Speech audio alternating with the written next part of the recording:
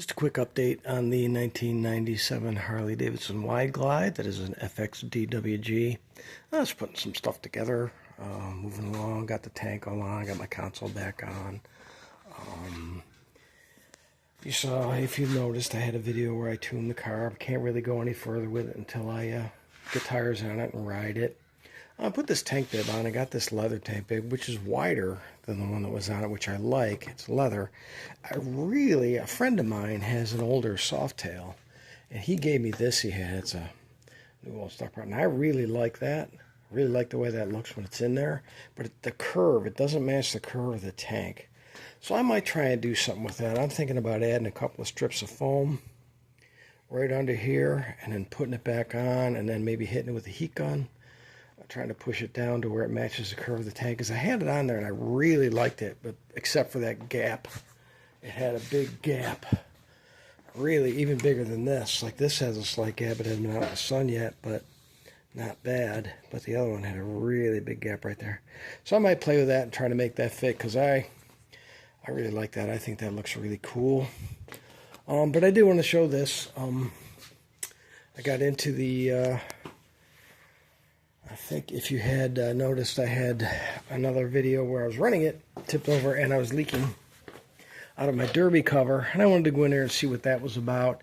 And I wanted to check the adjustment on the chain, which is fantastic. I got to tell you, I think somebody was just into this, because if I can get this, the shoe on the mechanical adjuster looks perfect.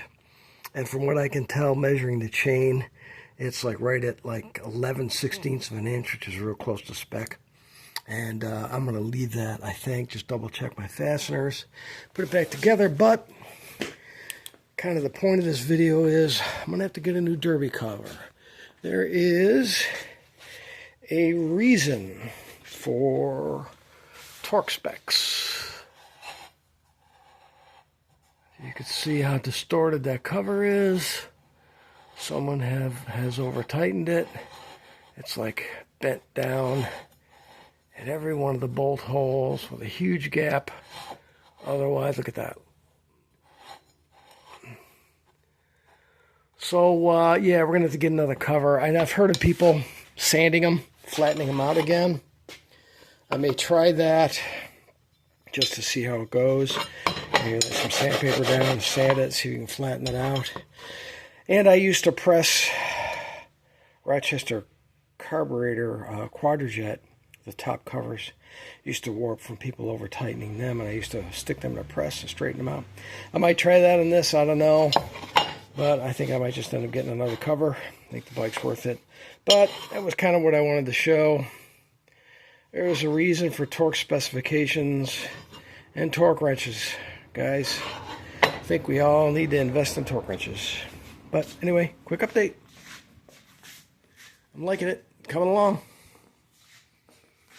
Have fun.